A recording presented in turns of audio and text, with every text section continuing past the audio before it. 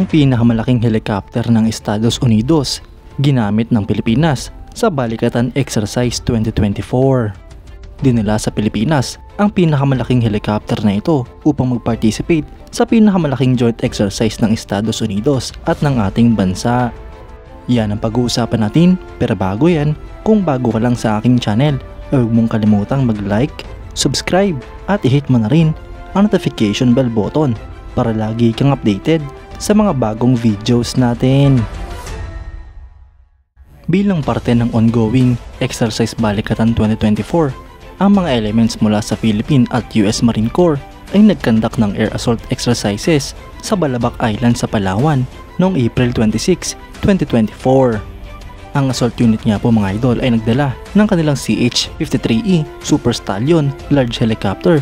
Ito nga po ang pinakamalaking helicopter ng Estados Unidos na ginagamit ng US Marine Corps. Nag-participate nga po ito sa exercise na joint at combined operations sa pagitan ng dalawang marine forces. Ang Sikorsky CH-53E Super Stallion ay isang heavy lift helicopter na ino-operate ng US military. Ang helicopter na ito ay gawa ng Sikorsky aircraft para sa United States Marine Corps. Dahil nga po sa requirement ng United States Navy para sa long-range minesweeping o airborne mine countermeasures mission, gayon din ang pag-perform ng heavy lift duties, kaya't ginawa ang helicopter na ito. Ngunit meron nga pong mas bagong Sikorsky CH-53K King Stallion na may bagong engine, bagong composite rotor blades at mas wider na aircraft cabin. Ito nga po ay nakatakda ng palitan ang CH-53E Super Stallion.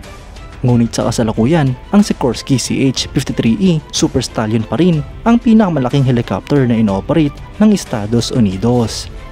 Ang helicopter na ito ay unang lumipad noong March 1, 1974 at na-introduce naman noong 1981.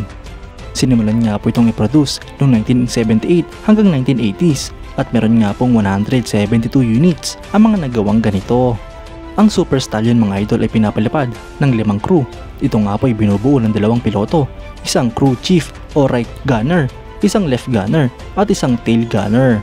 Ito nga po ay may capacity hanggang sa 55 troops o 32,000 pounds na internal payload habang 36,000 pounds naman sa external payload. Ang helicopter nga rin pong ito ay may habang 30 meters, may height na 8.46 meters, empty weight na 15,071 kilograms at maximum takeoff weight na 33,339 kilograms. Sa power plant naman mga idol ay meron nga po itong tatlong General Electric T64 GE416/GE416A/GE419 turboshaft engines. Para naman sa performance ay meron na itong maximum speed na 310 km per hour, cruise speed na 280 km per hour, range na 540 nautical miles, combat range na 180 nautical miles, ferry range na 990 nautical miles, at service ceiling na 5,600 meters. Sa armament naman mga idol ay pwede nga po itong armasan ng dalawang 50 caliber BMG 12.7x99mm window mounted GAU 21 machine guns. Ngayon din nga po ang isang 50 caliber BMG 12.7x99mm ramp mounted weapon system. Mga idol, isang magandang pagkakataon nga po ito para sa ating bansa na ma-expose sa ganito ka-advance at kalakas na air asset. Sa kasalukuyan ay ito na ang pinakamalaking helicopter na na-experience ng AFP. Sa ngayon ay malabo pa nga pong makapag-acquire ng ganito ka-advance na kagamitan ang ating bansa, lalo pat limitado lamang ang pondo ng Pilipinas. Ngunit anong malay natin mga idol na baka sa hinaharap ay kakayanin na ng Pilipinas na mag-acquire ng mga ganito kamamahal at kasopistikadong mga kagamitan. Sa ngayon mga idol ay mag-focus muna tayo sa mga budget meal na assets na bukod sa mura na ay capable pa at maaasahan ng ating armed forces. Darating din ang panahon mga idol na makakapag-acquire ang Pilipinas ng mga heavy equipment na gagamitin upang depensahan ang ating bansa. Kayo mga idol, anong masasabi nyo? Comment down below for your thoughts and opinions. At yan nga lang po ang pag-uusapan natin ngayon mga idol. Maraming salamat sa panonood. Huwag nyo rin kalimutang mag-like at subscribe bilang suporta sa ating channel. Mabuhay kayo mga idol!